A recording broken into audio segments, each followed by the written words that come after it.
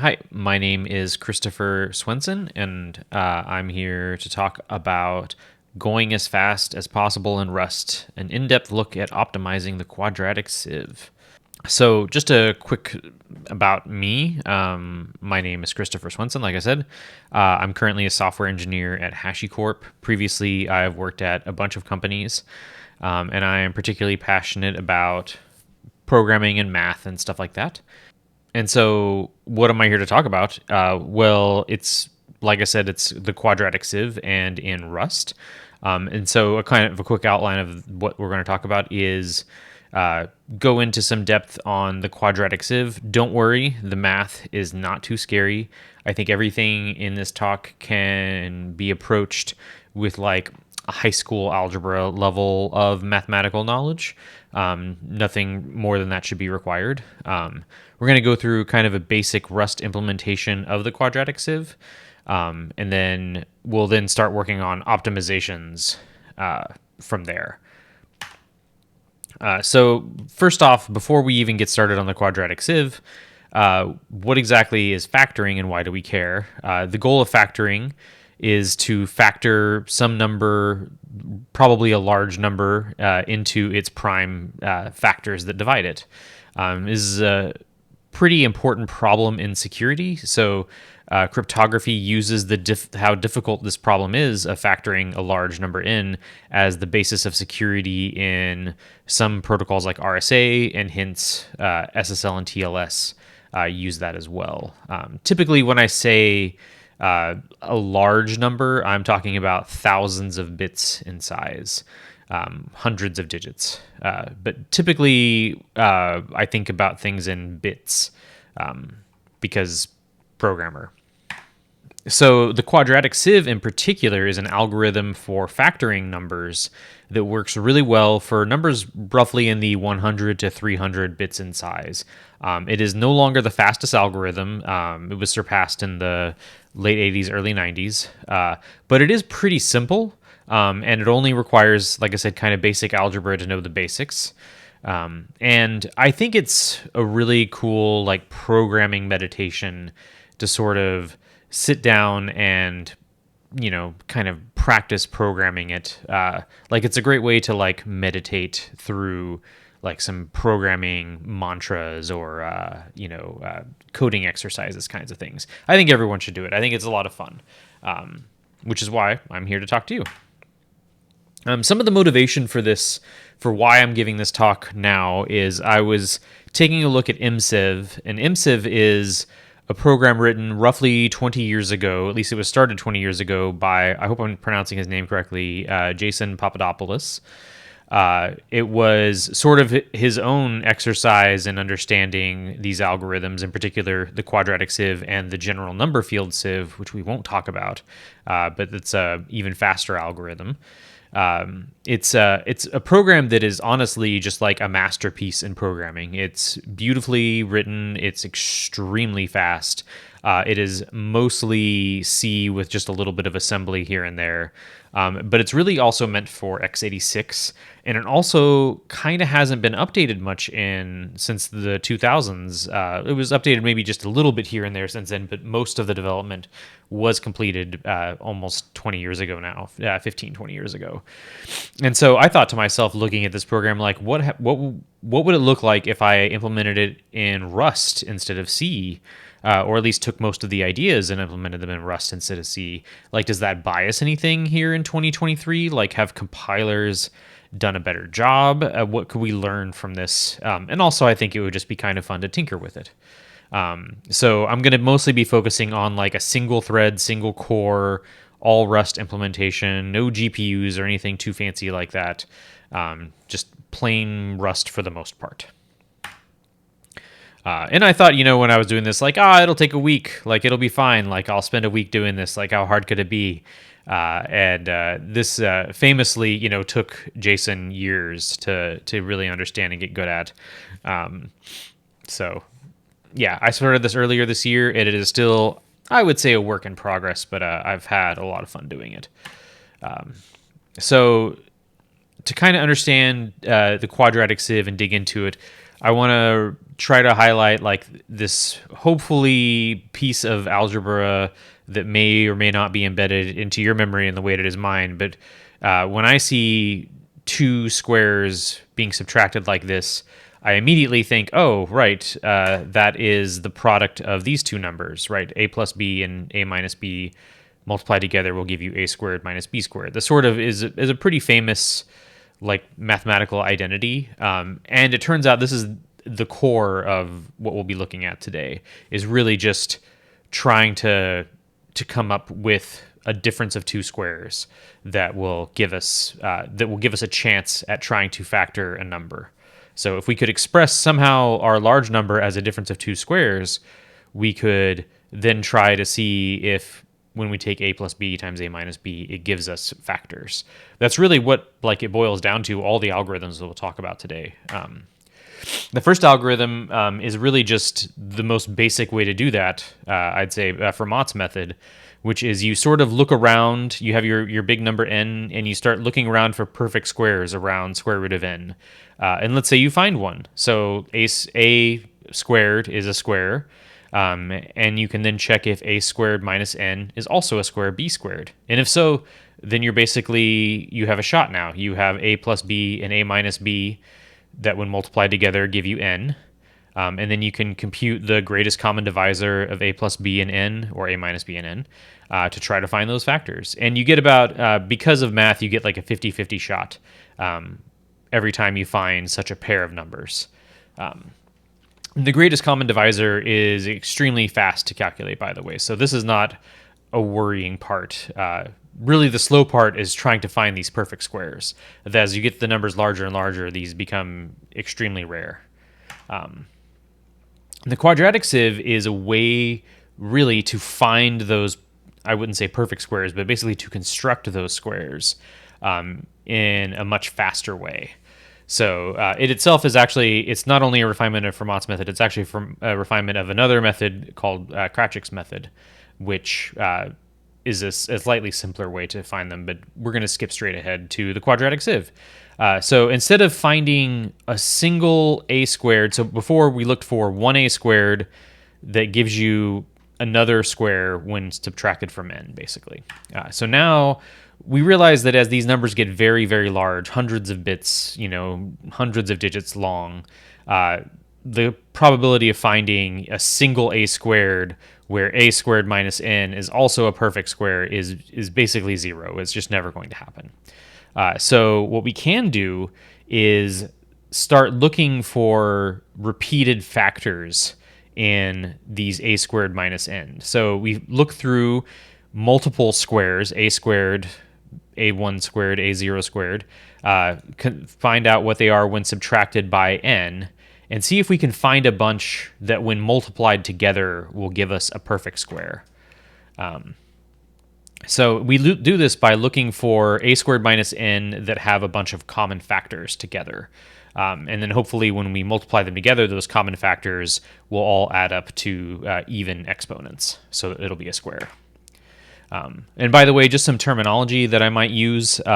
Whenever a squared minus n or any number it only consists of like relatively small factors, we usually call that smooth, as in it is a smooth number.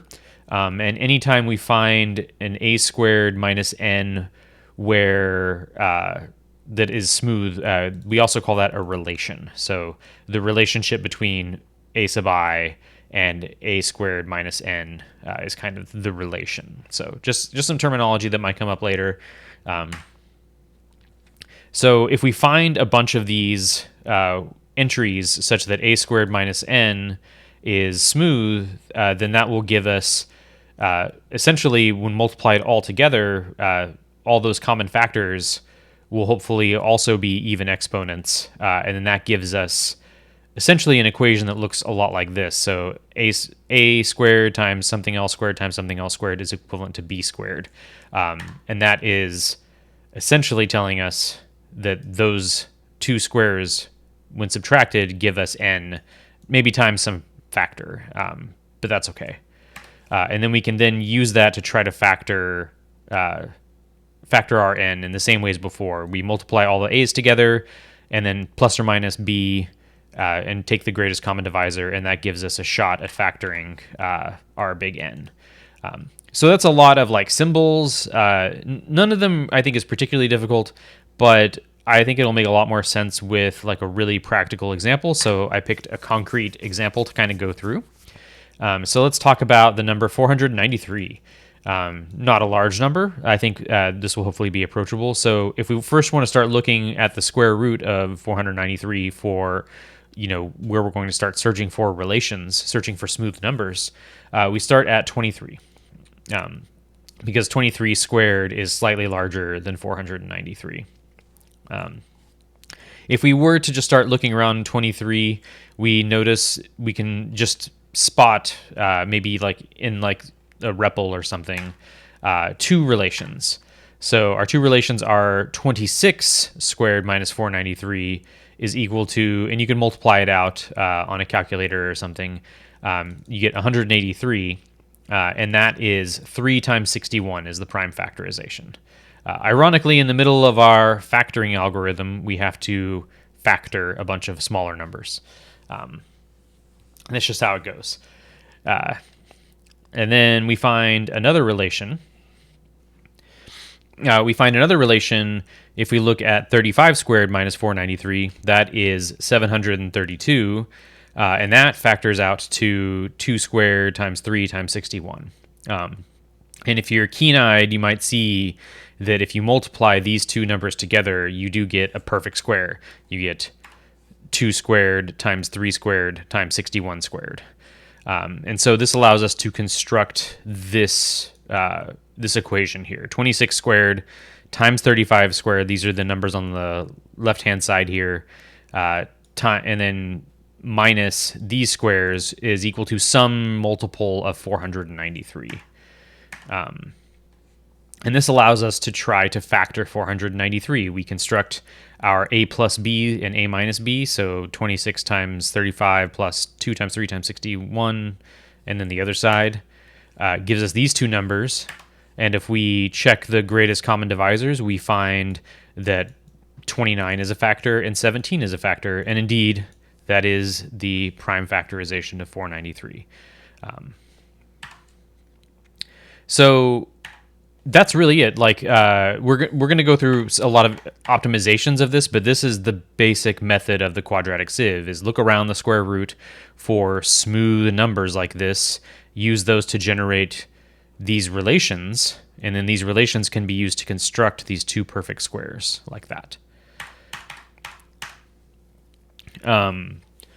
As the numbers get larger, we're going to need a lot more than just two relations. We're not going to be lucky enough to find like just two numbers that are only small prime factors, and then there will be a lot of prime factors, not just 2 or 3 like there were there. So in order to do that, we're going to be keeping track of a lot of relations, and we want to really, honestly, we only care about these exponents, like what primes are they, and then what are the exponents, because eventually we want to wind up with all even exponents, which means it's a square, right? So there's a neat way you can keep track of evenness, which is to do it in a binary matrix. So if you have like each row is a relation, each row being like the exponents there, as long as you just keep track in binary, you'll know whether or not they're even or odd. And you're looking for something that's basically going to add up to be all zeros, so that it's even. We also, we're going to limit our relations so that the right-hand sides of those factorizations only contain small primes called up to a certain bound, which is the small prime bound. And then the really, really clever part of the quadratic sieve, which isn't particularly complicated, but it is quite clever, is that you can sieve for these relationships to speed up the search. And now let's talk about what a sieve is. Also from like high school or earlier math, you might remember something called the sieve of Eratosthenes, which is a way to find prime numbers. And the way you do this is you draw out like a number line. I've just wrapped it around just for simplicity. So all the numbers 0 through whatever number you're trying to find the primes up to, And we can immediately dismiss 0 and 1. Those aren't primes. By common definition, really we start primes at 2. Speaking of, we start with the first prime 2. And then the sieve of Eratosthenes works by crossing off all multiples of 2. So 4, 6, 8, 10, and so forth. So we cross all of those off. We know that those can't be prime because 2 divides them. So just by subtracting them off. And once we're done crossing off all of the 2's, we know that the next number must be prime. And so we take it and then mark off all of its multiples as well. So 6, 9, or yeah, exactly. So we take 3 and then mark off 6, 9, 12, etc. if they weren't already marked off before. And then we just repeat that process. The next lowest number that isn't marked off as a prime, mark off all of its multiples, and then we continue doing that. Once we get to 7, we're actually done. So we only really need to go up to the square root of our maximum number here, just because by then we'll have enumerated all the prime factors. And then we can see all the numbers that are prime. So the way the quadratic sieve works is we sort of want to invert that, though, because we're not looking for prime numbers, right? We're actually looking for numbers that have a lot of prime factors. So we sort of invert the way we think about this. We're not crossing numbers off anymore. Instead, we want to keep track of every time we mark a number to see if we can find numbers that have lots of factors, right? And so we might do that by just literally writing down in the square, if the number wasn't prime, what numbers multiplied to get to it. We're also not going to be, by the way, concerned with prime powers, so we're only going to be concerned with 2 once in the 8 box. It just simplifies our process for now. But, when I think about the way memory and programming works, I generally don't like to think about having a bunch of boxes that have these unbounded lists of things in them. We typically want to keep things a lot simpler, since we're probably going to be wanting to do this very quickly later. And so really we only care about how large these get. So we want to find numbers where this set of primes, when multiplied together, are very large or even equal to the number we're looking at. And so one way we can do that is, instead of keeping track of these lists of numbers, we can just keep track of the logarithms, base 2, of course. So this way we only have one number to keep track of per entry here, and we can just and also they're nice and additive. So as we were going through and marking, we're just doing addition. We're not having to do multiplication or anything, or keeping track of memory and lists and things. We're just doing a simple floating point addition here. So we can just keep track of these logarithms like that, and then we can eyeball and see when these numbers are large, the number is likely to be smooth, and if the number is not particularly large, then we know that it probably has larger factors in it, or maybe things that are missing. So this is sort of a really basic, just sieving out the primes to construct these sums. The quadratic sieve does a very similar trick, but we care about when these x squared minus n kind of numbers are divisible by primes, 2, 3, and so forth. So we start at, again, around the square root of n is where we're going to be starting our numbers there. And let's just take a look at what happens in our example. When are these numbers divisible by these? I like seeing physical numbers when I can. And let's ignore 2, because 2 is complicated. 2 has weirdness going on that we don't care about too much. But starting with 3, we can see, if we look at these patterns of which values of x is x squared minus n divisible by 3, and we can see all of these are. And also they follow a pattern. You notice that once we start with 1, and then it's every third number from then on. And the same thing with 11. It starts with 25 and then every 11th number. And the same with 13. It starts with 31 and then every 13th number. And then also 35 and every third number, and 30 and every 11th number, and so forth. So What does this have to do? Well, this is just sort of a mathematical fact. It has to do with the roots of this polynomial modulo a prime, the prime being 3, 11, or 13. That's also why 5 and 7 don't show up. It turns out that x squared minus 493 modulo 5, there are no zeros to this equation. Like, there's no value of x that makes that 0 ever. So no values of x squared minus 493 will ever be divisible by 5.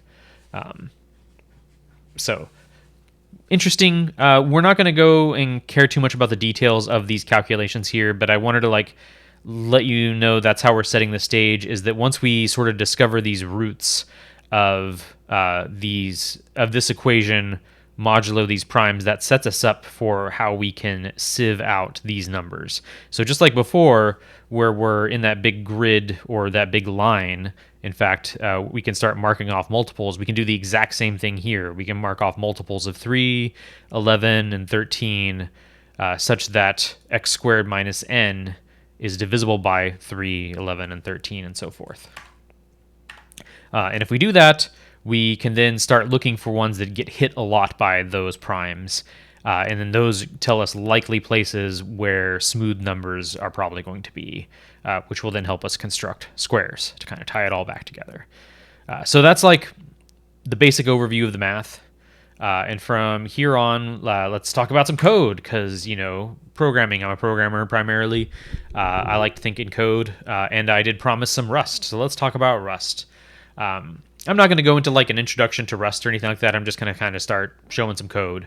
But so if we were to do just like the most straightforward and naive implementation of this, let's create a little area to sieve. This is called, by the way, a line sieve, because we're basically just taking a big long vector list and we're going to sieve inside of it based on those primes and those roots we just talked about.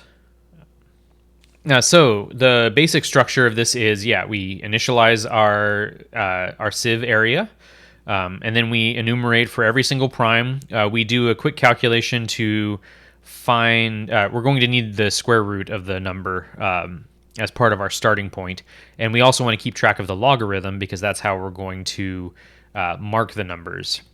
And we calculate the starting index based on our root. Again, I won't go into that calculation, but that's based on the root and the square root there. That sort of tells us where we start marking in there, and then we literally just go in and start marking those numbers. So we take the ith, entry, add in the logarithm. The next index is going to be plus p, the prime, so plus 3 or plus 11 or plus 13 or whatever in our example. And we just keep doing that until we get to the end of the sieve. And that's the sieve. That's the sieve part of the sieve. So the next part that we need to do is we've sieved out a bunch of numbers, and now we need to kind of go through all those numbers, those basically the sums of logarithms, and see which ones have really big values. The easiest way to do that is to sort of scan through the whole thing, and anything that is larger than some cutoff, I made up some number here. We'll revisit this later, but just pick something for now, and then anything larger than that, we will keep track of it in a list. So now that we have that list, we need to figure out which ones of those are actually smooth based on our factor base. So really, we just go through, iterate through them. We calculate the actual number. So we want the actual value of x squared minus n, and that's all this is x squared minus n, using big integer arithmetic. And then, and by the way, I think I just picked big int, like it's a num underscore big int crate, is just from a hat. Like, it seems to be the most popular Rust crate for this sort of thing. So that's the one I picked. And then I wrote some code to just do a really quick trial division of every single number in our prime factor base, to check to see if that number is divisible by any of them, and then, create a vector of those factors. So nothing too fancy there. And we just do a quick check to make sure that everything actually is smooth in there. And then if so, then we have a relation. So our relation is the number, so meaning that value of x such that x squared minus n is smooth. And then our smooth factors, our prime factors. All right, so we've got a whole bunch of relations now. We have a whole bunch of numbers such that x squared minus n is smooth, meaning has only small factors. So let's take all of those and let's build a matrix so we can do some reasoning about it here. To kind of pull back to our example with 493, our two relations were 26 squared minus 493 is equal to this, and 35 squared is going to be equivalent to 2 squared times 3 times 61. So if we put this down in like a table or a matrix, we can write it down kind of like this. We see 26 is sort of the part we care about over here, and 35, and then the exponents for our prime factors are written down as the entries in the lower right-hand side. I'm not going to show the code for this because it's mostly just bookkeeping, just keeping track of numbers and putting them here and putting them up there and whatnot. And as a matter of fact, as we look at this, we actually don't care whenever we want to find entries that add together. We don't want this stuff on the left-hand side or the top because that's just our bookkeeping stuff. We're actually interested in finding sums that sum to even exponents because that's how we get a square. So we reduce all of the bottom right part modulo 2, so put them into binary, and then look at that matrix. Yeah, exactly. And then we want to find a combination of rows that sum to 0. For this one, we can kind of eyeball it and just see that both the rows, if you just add them together, it's 0. So that's pretty easy. But in general, we want to solve what's called the left kernel of the matrix, which just means give me an entry or set of rows that sum to 0. And if they sum to 0, that means that all of the exponents added up equals 0, which means it's a perfect square, right? And for now, we're just going to write this matrix out in ASCII format and use some math software to find this left kernel. We'll revisit that shortly, but for now, we're just going to cheat and let math software find that for us. And finally, the last step is to take that list of relations. So in this case, it'll just be relation 0 and the relation 1. And then we reconstruct, we basically take all of our bookkeeping information and reconstruct what a squared and what b squared does that give us so that we can try to use a and b, a plus b, and a minus b to factor n. So I will show that even though it's bookkeeping. So it's mostly just using that information that we get back about whether is the row we're talking about for every single row, is the row we're talking about used in is it a selected row, meaning is it part of the sum that sums to 0? And if so, then we just need to kind of basically use it to reconstruct our numbers here, a and b. So I won't go into too many details here, but because it's just, again, more bookkeeping. But yeah, I'll just skip that for now. Okay, so we have this. It works. I promise. I'll show some examples of it working. But when you run it, we need to know how well we're doing. So we care a lot about optimization in this talk. So because we want to go as fast as possible. And here's a little sidetrack. I wanted to make a little timing library that I can pull in so that I can see how long each component of my program is taking. It's fine to know how long it takes in general, but I want to know how fast is the sieving, how fast is the linear algebra, how fast is scanning. I want to know how it breaks down. If I were in any other language other than Rust, I would just have a global map of strings to timing information, just maybe a float of the number of seconds or something. But Rust doesn't let you have any fun like that. So if you try to have just a global hash map of, well, first off, you just can't put a string in a hash map. That's not allowed. Definitely not allowed. You mean a reference to a string, and really, what does that mean? Where does that string live? How long does that string live? Rust makes you be very precise about this. So really, you want a static string, meaning you have to define all these strings at compile time. So you can't, and preferably as constants themselves in your code, global constants. But really that doesn't jibe with what I'm doing, because sometimes I might take different branches that might do different things sometimes. And so really I ended up with this structure here. So, I'm not proud of the kinds of things I had to do to get this to work, but I kind of wanted just a global struct so that I can hang methods off of it that really is a ref cell of a hash map of dynamic strings to floats. And then I really have to keep a reference counted copy of that so that I'm not always copying the struct around. And really, this is just my attitude sometimes of the Rust of I don't really super care about the performance of this, so I just kept wrapping, this is on the heap, and a ref cell means I can mute it without having to take a mutable reference, and like I just basically just kept adding on layers until it worked. So now I can collect timing and see what's going on. So I ran our little quadratic sieve here, our very basic quadratic sieve, on my M2 Max Mac laptop here. So pretty state of the art laptop. I picked some parameters out of a hat. We won't talk about that, but that's sort of its own dark art. I was trying to figure out how to get all the numbers to work out, but just kind of picked these out of a hat, and I tried to factor an 80-bit number. It succeeded, and this is how the timing worked out. And whoa, that left kernel operation, this is the part that writes it out to disk and calls like external math software, is taking up basically all of our time. So that's an obvious candidate. Let's optimize that out. In fact, we may not even have to optimize it. Let's just rewrite it.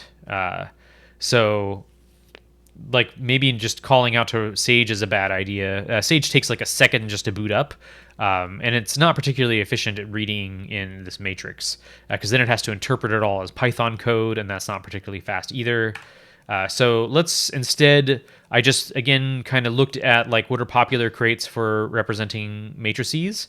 In algebra's D matrix for dense matrix seemed fine, and a byte entry is the smallest I could make something. We only care again about even or odd, so bits, but I can have like a byte entry to represent 0 or 1 just fine. So I reran it. We got a similar output. I'm not fixing the number that we're factoring, so every single time it's going to look a little different, but this means we have 150 columns and 250 rows. It is very important, by the way, that the number of rows is more than the number of columns. Otherwise, you aren't guaranteed to find a solution to your linear algebra problem. But now this looks a little bit more reasonable. The left kernel is taking basically no time. This is, again, just using like a left kernel based on the Wikipedia entry for left kernel of a matrix. Like this is nothing fancy at all. This is basic Gaussian elimination. Just the most super basic thing that you could do. Not particularly efficient, but this is not a dominant cost, so we don't care. We just want to optimize away the dominant cost and keep going. But honestly, these numbers now are just so small that it's kind of hard to see even. Like some of this could be noise, like maybe my Thunderbird in my background checked my email in the middle of it or something and caused that number to spike. So it's tricky to reason about that. So let's scale up a little bit and make the numbers a little lumpier so that they're not quite so homogeneous there. And so if we look at like 120-bit number now, our sieve area grows to like 50 million. We're looking at like all the primes below 28,000. We get a slightly larger linear algebra problem to solve. And now the numbers are starting to look a little more interesting. We're spending most of our time in smoothness checking, and then next most is that line sieve there. So smoothness checking, I kind of did a terrible job because it's a very expensive step, and it's a really weird trade-off between this cutoff that we calculated earlier, which I just kind of made up, and we have to kind of be careful about that, because if we make the cutoff too small, then we have way too many numbers to check, and smoothness checking is always going to be expensive no matter what, because we're going to have to be factoring a bunch of numbers, ironically. So we can't have the cutoff be too small, but if it's too large, then we're going to throw away too many numbers that might actually be smooth. Maybe our sieve missed them, or there's a bug in our code, or who knows what happened, but we might miss things. or we just maybe aren't calculating our cutoff correctly. So getting that tension kind of right between the cutoff and the sieve area, because if your cutoff is too large, you'll end up having to sieve more or harder with more primes. So accurately calculating that's really important. So let's fix that a little bit here. And one of the key things is really you don't want to keep the same cutoff every time. So before we just had a fixed cutoff based on our number, but as x squared minus n, as x gets larger and larger, it's going to make the number larger and larger because x starts off, pretty close to the square root, but eventually that's going to become a very, very large number. So we really want to recalculate our cutoff every so often. I picked, 2 to the 16. But really, every once in a while, as we're sort of scanning our memory for hits, we'll want to recalculate that. And the easiest way to do that is really to just calculate x squared minus n, and then use that as our cutoff, maybe minus like a fudge factor. Fudge factor is there for various reasons. Especially like we weren't doing things like 2. We ignored the prime 2. We also were ignoring like squares of primes and things like that. So it sort of lets us be just a little sloppier. So yeah, that fudge factor again is just more of an art than anything, but you definitely want to have it in there just because we don't want to account for necessarily everything. And now we use that to do our check our cutoffs here in our sieve. And if we do that, it's a little bit better. Not perfect now, but it's now no longer the dominant cost with that, with basically the same parameters as before. But our line sieve is a little dominant now, so we're spending a lot of time sieving only 50 million entries. So our line sieve before was pretty simple. It looked a little something sort of like this. So this first part is just, I think, a different version of the code that I copied in here. But essentially, this is just calculating that initial index, and then the while loop here is the actual sieve. So for every single root, we're going through and doing just this very basic while loop here. And that's okay. But for math reasons, we can actually do a little bit better. Roots always come in pairs, except for 2. And that's because if you think about it, x squared minus n, if a value makes that equal to 0, if x squared minus n is equal to 0, then minus x squared minus n is also equal to 0, right? So you always have, for every x, there's a minus x. You always get pairs of roots. And so we can special case this out so that we actually sieve both roots at the same time. So now we're doing half as many iterations in the sieve by sort of combining that. So I do a little, the details here aren't super important, but I'm doing a little arithmetic just to kind of keep those indices into using one index variable on 2 different pointers, essentially. I've also, we're doing some unsafe stuff now. So we moved this into unsafe. We moved this into pointers instead of arrays. And we're now doing this sort of index calculation to do both of them at once. So I'm not going to go into the details on this. It's just another kind of just trickery involving the index stuff that you can work out. It's not super hard. But now shifting into unsafe and pointers is a big choice that Rust doesn't like, obviously. That's why they make it unsafe. But why are we doing this? So if we look at a tool like Compiler Explorer, which, by the way, amazing tool, godbolt.org. You can also run it locally. Allows you to take any piece of code in practically any language and see what's going on in the assembly language output. Like, what does it compile down to? And if we take like our sort of simple version of this, where we just are doing our simple while loop here, and we notice that, by default in Rust, we actually are doing a little more work than we thought we would be doing. If you look at this loop, every single time through this while loop, we're actually doing 2 comparisons. The first one is to check if our index is out of bounds. And if it is, it jumps to this branch over here and panics. And then it does the actual check that we're doing.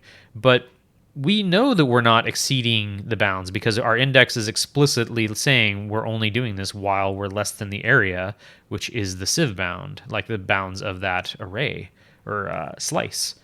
So we're doing this extra work that we don't actually even need. And so we can safely move this to unsafe code. So unsafe code looks a lot uglier.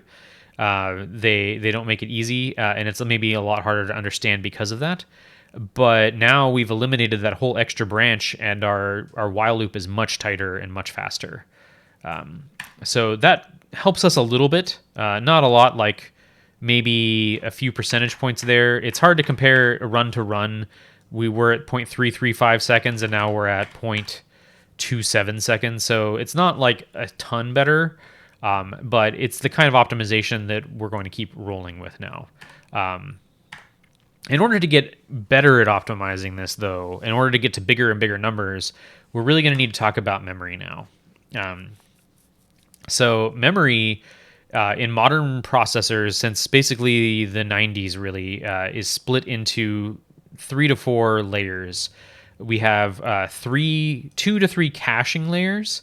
And these are typically, as they get, these basically take your big hunk of RAM and split it into smaller chunks of much faster RAM that you can then work with like locally and only go out to the bigger, slower RAM as you need to. So a sort of motivation for this is it's an open secret that RAM in computing has not gotten any faster in terms of latency in the past 40 years, really.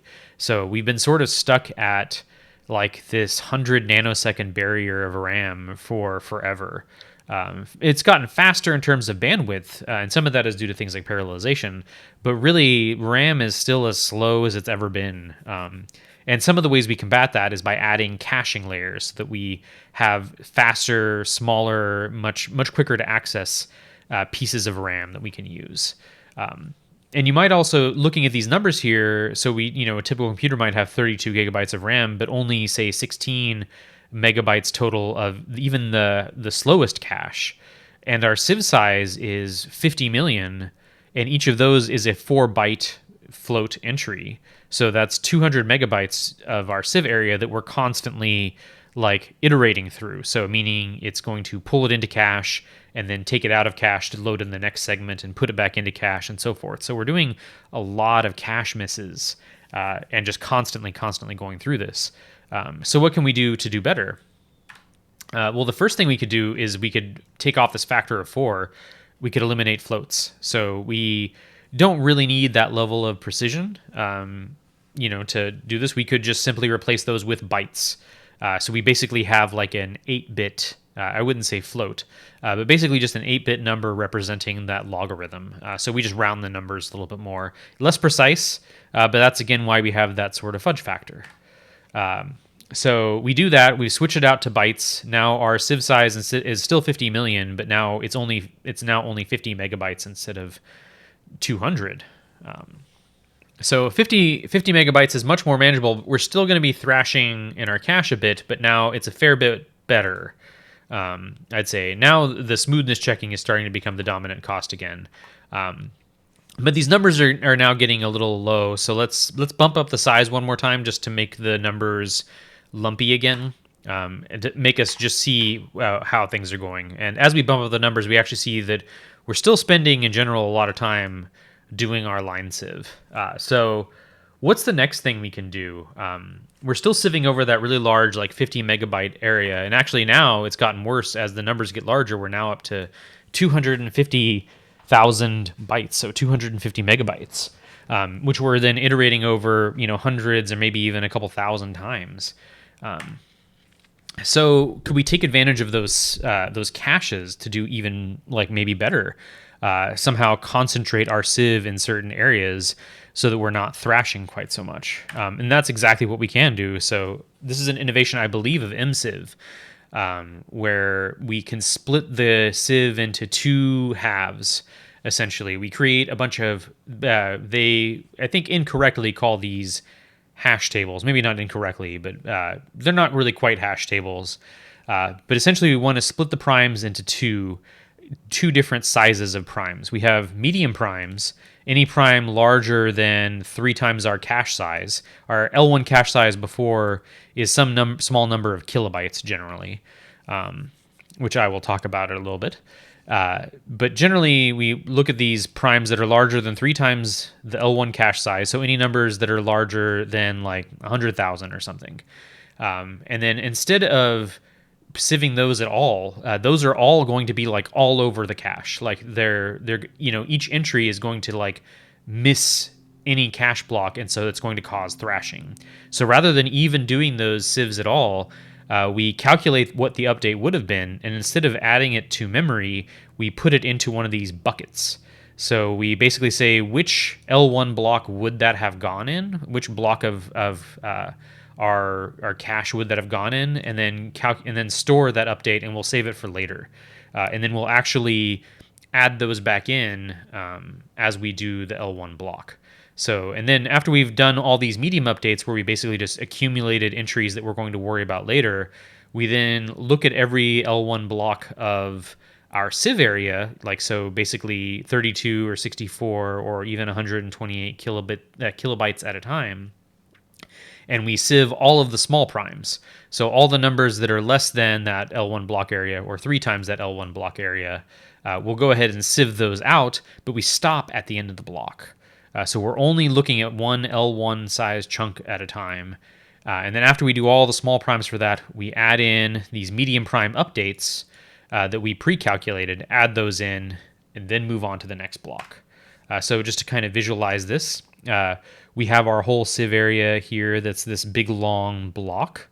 And then we can sieve all the small primes that we talked about. So all the ones that are basically less than, some multiple of the L1 size. And then we add in the entries from our bucket that we maybe pre-calculated before we got to the sieve area at all. All right, so if we do that and we use this sort of L1 aware, then we have a few more entries now in our timing table because I wanted to split out the medium and the medium calculations and also the memory allocations that we're doing. And now these numbers are a lot smaller, so we're now doing a much, much better job of taking advantage of that L1 cache. And now it is like we're spending some time doing, the actual line sieve. But actually, at these sizes, if you notice, our factor base maximum is, 38,000, which is much less than 3 times our L1 cache size, especially, by the way, on M2 processors. One of the secrets, by the way, of M2 and M1 processors that Apple has been doing that makes them really fast is they actually went against the motions that the rest of the industry has been doing for the past 30 years, and they made their L1 cache size huge. So their data cache is like 128 kilobytes instead of like the more common 32 or 64. And they also have huge L2 caches. So this helps them accelerate and appear to be much snappier than they maybe otherwise would be. They also have much higher memory bandwidth, several times what your typical PC might have. So that's sort of how they cheat to get better performance, and it kind of affects how we write these things, by the way. But now we're nowhere near that for our medium primes, so we actually have zero work to do in the medium primes. So all of our work is in the small primes itself. We also, I was actually surprised when I calculated these numbers, and I noticed we're spending so much time allocating memory. Like, we still have to allocate 250 megabytes of RAM for our line sieve, and that just seems excessive. Like, we're spending 27 milliseconds just in malloc. So we can delete that. It turns out, if you think about this piece of code here, if we kind of do that sieve and then we immediately scan it, we don't need to keep this RAM around at all. In fact, we could just zero it and reuse it for the next block. So we actually never need to allocate the full sieve area. We can only just keep that L1 size block around. And now our memory requirements have gone down dramatically. And that's exactly what we did with this next number here. So we just do an allocation of only the L1 cache size.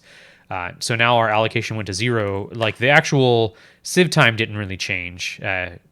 and probably just random variance means it maybe even got a little worse here. But in general, I would actually expect that to be maybe a little bit better. And so now we're getting really dominated by this smoothness checking now, and maybe a little bit by the scanning isn't helping. So I'm not going to go into the rusty details on all of this, but num big int, it turns out, is not particularly great. The gold standard math multi-precision large numbers is done by a C library called GMP, and there is a really great Rust wrapper around this called rug. So we can get a big benefit just by switching away from num big int to using rug everywhere. We can do some quick checks, some quick speed ups that involve using GCDs and like bundling together a few checks of some of the smaller numbers to try to speed things up, and using a 64-bit version of the code instead of using big ints everywhere. But I'm not going to go into the detail. I'm not going to show all the Rust code for that. But if we do that, we get like a massive improvement in our smoothness checking. It's now 2% of our time instead of like 50%. And it sort of makes those numbers nice and lumpy again for we can start seeing some differences there. So we've mostly been ignoring linear algebra stuff, and we're kind of coming closer to the end of the talk, and so I'm not going to dwell on it a lot. But as we get bigger and bigger, our linear algebra costs are going to start dominating more and more. And our kind of terrible job we did is, mostly okay, but we actually can do a little bit better. So we were using NAlgebra, which is a pretty basic crate, and using its dense matrix of bytes. But that doesn't necessarily take advantage of what we could be doing. We only care about binary entries, so we're wasting a lot of space and potentially a lot of time when we could be bundling together operations. And we aren't even necessarily taking advantage of SIMD instructions like vector instructions. Rust has a really neat portable SIMD feature that's being, I think, worked on right now that allows us to get these really neat like 256-bit or even larger types that basically act like a small array.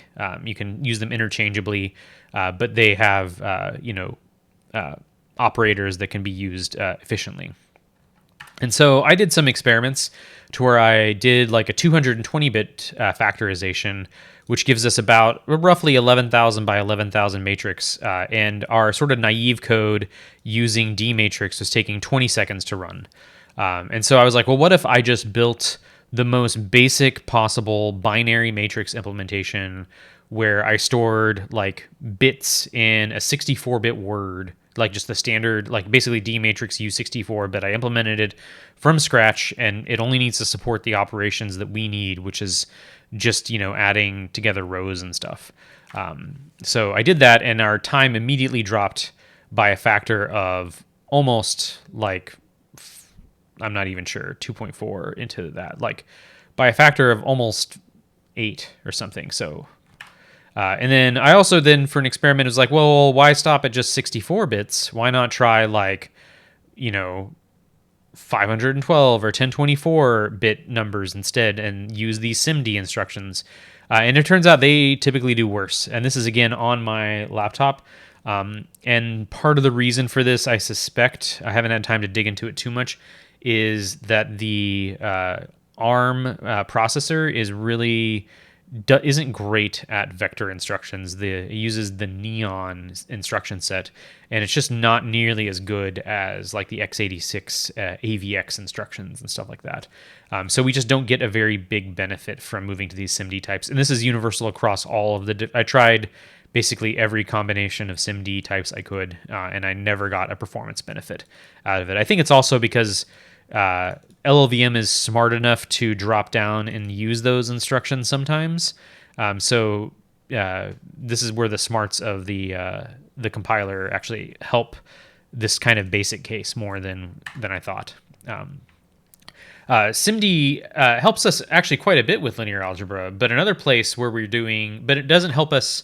SIMD helps us not a lot, even though moving to our own binary matrix helped a ton. But one place where I did find SIMD was very helpful was in that scanning process. So if you remember, our scan was actually quite simple. We calculate that cutoff that we talked about earlier, and then we scan.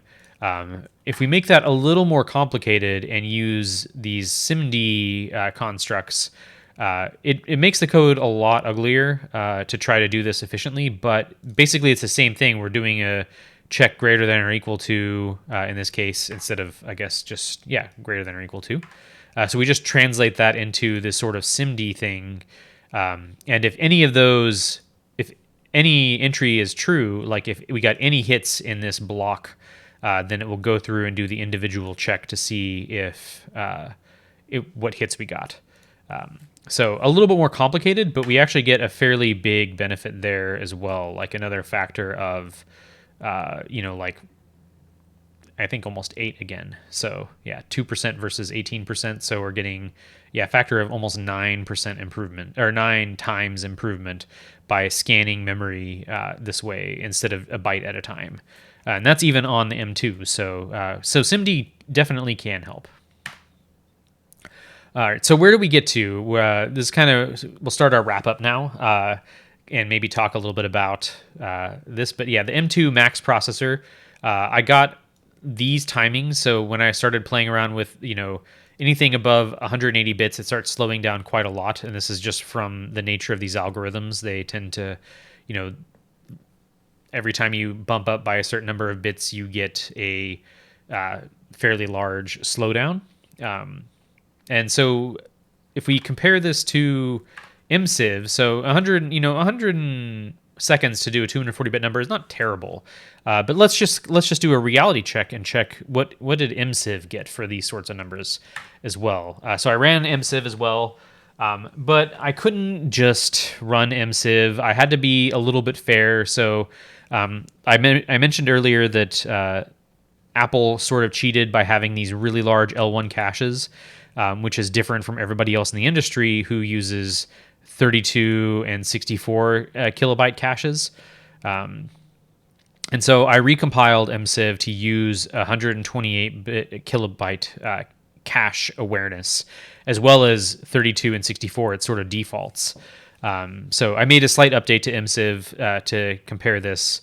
And just without those optimizations, it would pick 32 kilobytes, and it would take about 30 seconds to do what we were doing in 100 seconds. So we're a factor of 3 behind MSIV for the largest numbers.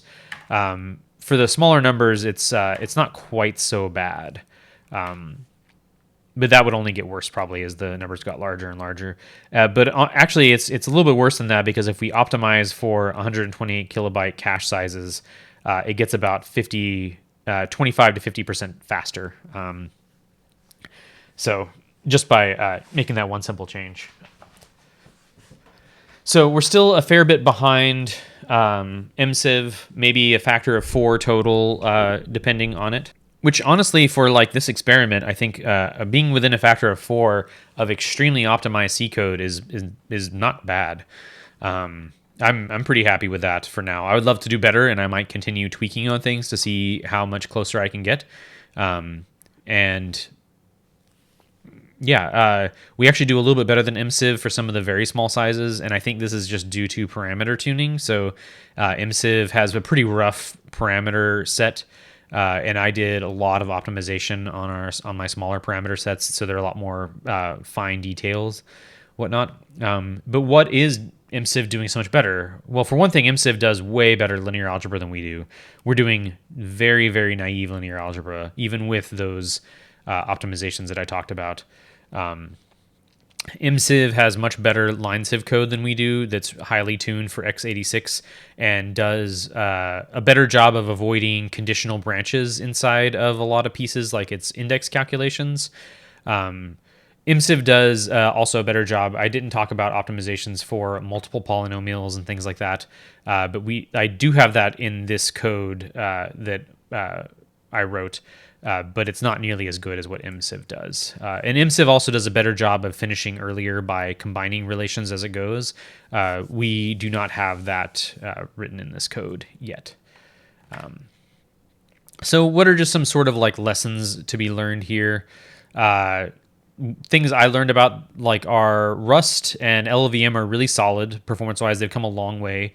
Um, some things it did a really great job. Like auto vectorization did a great job in places, but sometimes it actually did a really terrible job. Like I started playing around with trying to use fill, like trying to fill a slice with an array with a bunch of like zeros or patterns, and sometimes it would be way slower than it should be because it tended to generate kind of unoptimal code for at least for ARM. I didn't play around with x86 quite as much.